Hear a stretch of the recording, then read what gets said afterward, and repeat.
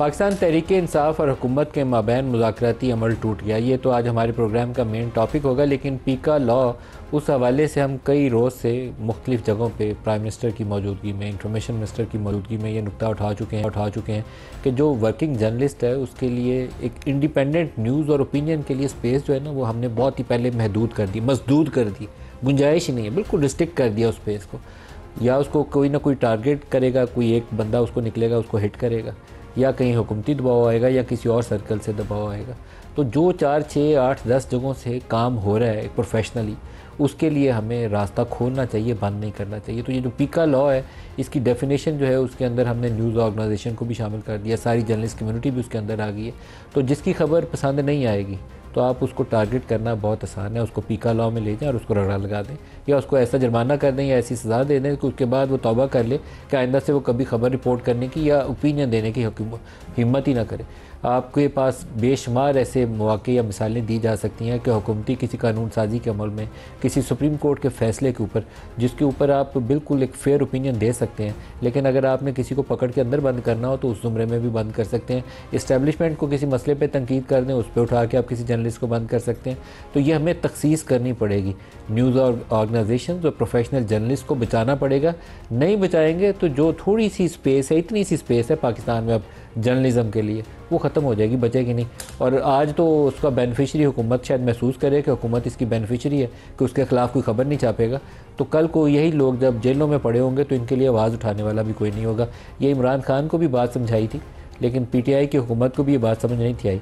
उनको भी ये बात कही थी कि आज आप हुकूमत में है, सेम पेज है, हाइब्रिड सेटअप है, सारा कुछ अच्छा लग रहा है, 10 सालों के मॉडल पे काम हो रहा है, लेकिन कल ये जब काया पलट होगी, मकाफात अमल तो है, वो तो आना ही आना है ना, वो तो आप उससे भाग ही नहीं सकते।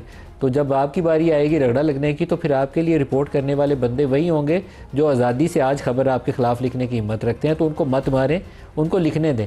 तो मौजूदा हुकूमत को भी यही मशवरा है कि पहले तो हाइब्रिड था, अब हाइब्रिड प्लस हो चुका है, तो इतना खुश मत हों, ये फिर पहिया घूमना वक्त का। तो उतनी गुंजाइश रहने दें कि कुछ लोग सच और हक़ की आवाज़ उठाते रहें और लिखते रहें, उनका रास्ता मत रोकें। पीका लॉ जो है ड्रैकोनियन लॉ है, इसमें कम से कम हमें ये तखसीस कर लेनी चाहिए थी कि जो जर्नलिस्ट है, प्रोफेशनल न्यूज़ ऑर्गेनाइजेशंस हैं, उनको हम इससे हिट ना करें। सोशल मीडिया के ऊपर अगर कोई फेक न्यूज़ स्प्रेड कर रहा है, कोई हेट क्राइम में मुलव्वस है, कोई मजहबी मुनाफरत फैला रहा है, तो उसको तो आप पकड़ने के लिए पहले ही कानून मौजूद है, उसके लिए नए कानून की ज़रूरत नहीं है, वहाँ पकड़ने की हिम्मत नहीं है। मजहबी मुनाफरत, मज़हब के नाम के ऊपर लोगों को कत्ल के जो फतवे देता है, पकड़ें जाके, कोई रोकता है? मैं तो मीडिया पे, TV चैनल पे बैठ के कहता हूँ कि उनको पकड़े, ना रोकें। आपकी हुकूमतें नहीं पकड़ती, आपकी हुकूमतें कमज़ोर हैं, ना तो आएँ, डरती हैं उन ग्रुपों से कि वोट के हमारे खिलाफ बोल पड़ेंगे, इसलिए उनको हाथ कोई नहीं डालता। तो जो खबर रिपोर्ट करता है उसके ऊपर सबका जोर चलता है। तो आप भी चला के देख लीजिए, फ़ायदा नहीं होगा, पाकिस्तान का भी भला नहीं है, आप लोगों का भी भला नहीं है। जो मेन टॉपिक है उसकी तरफ आते हैं। आज पहले आपको एक छोटा सा पैकेज दिखाता हूँ जहाँ PTI ने और ख्वाजा आसिफ ने एक दूसरे से बयानबाजी में जो बातें कही हैं, पहले वो सुन लें, क्योंकि मुज़ाकराती अमल टूटना नहीं चाहिए था, इसी से एक उम्मीद का रास्ता था। ये सियासतदानों ने अपने लिए एक स्पेस क्रिएट करने की कोशिश की थी कि हम बैठेंगे आपस में और हम बैठ के मुज़ाकराती अमल से इस मसले का हल निकालेंगे, जो 2-3 सालों से सड़कों पे कभी मीर जाफ़र, कभी मीर सादक के नारों से, कभी 9 मई के वाक़यात से, कभी किसी और शक्ल में तय नहीं हो पाया। तो हम मेज़ पे बैठेंगे, मेज़ पे मुज़ाकरात से ही हल करेंगे। लेकिन सियासतदानों ने उस अमल को आगे चलने से पहले ही खुद ही अपने बयानात से आज तोड़ भी दिया। सुनिएगा। खान साहब ने आज मुज़ाकरात कॉल ऑफ कर लिए। खान साहब ने कहा कि इसके बाद हमारी कोई मुज़ाकरात नहीं होगी। कमीशन का ऐलान न होने की सूरत में आज से हमारे मुज़ाकरात कॉल ऑफ है। किस चीज़ का जुडिशल कमीशन बनाना है, ये मुझे बिल्कुल बताएं। अली अमीन गंडापुर बार बार कह रहे हैं कि हमारे लोग गुमराह हो गए थे, और वो तमाम लोग जिनको सजाएं हुई हैं उन्होंने कन्फेशंस की हैं। मुज़ाकरात के हवाले से वाज़े तौर पे हमारा यही मौक़िफ़ है, नो कमीशंस, नो नेगोशिएशंस। मुज़ाकरात का एक अमल शुरू हुआ, भी अमल खत्म है, हम किसी के साथ कमेटी नहीं खेलेंगे। दूसरा बयान इरफान सिद्दीकी साहब का, वो भी सुन लीजिए।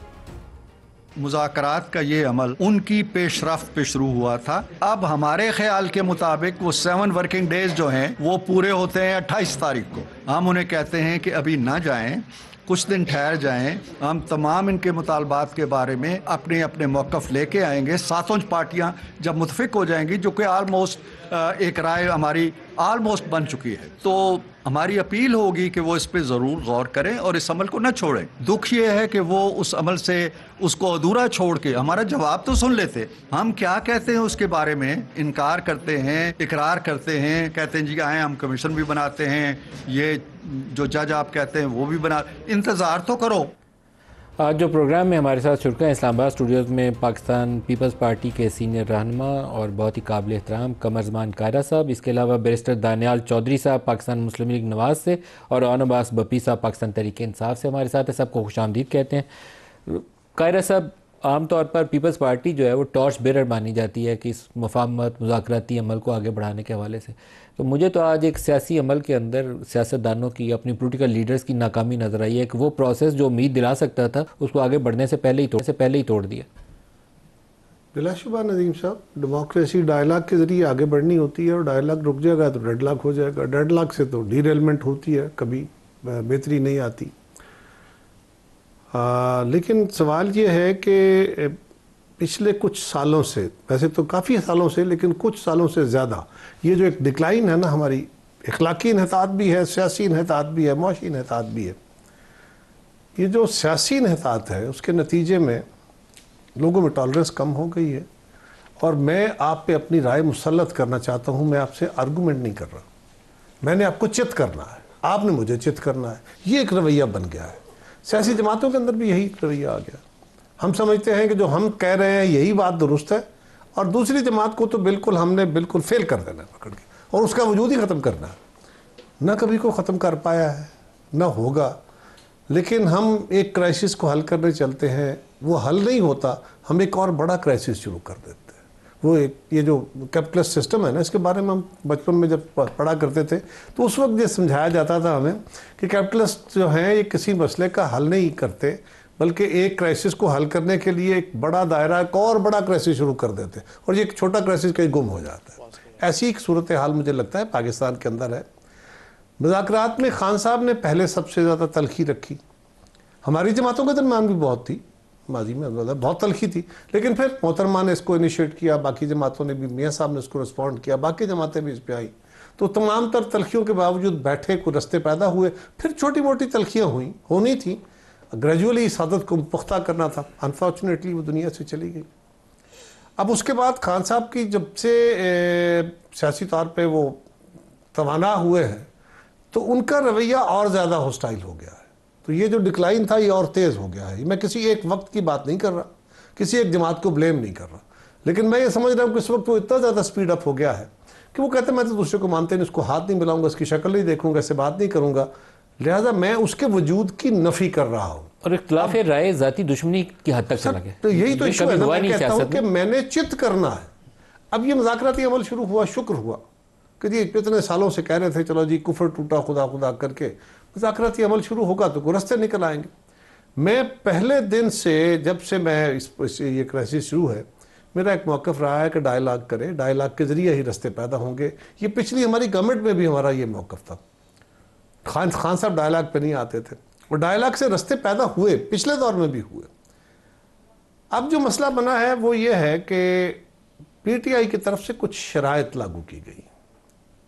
मुज़ाकरात जितने भी हुए उनकी अब तारीख निकालिए, उसमें शराइत नहीं रखी जाती।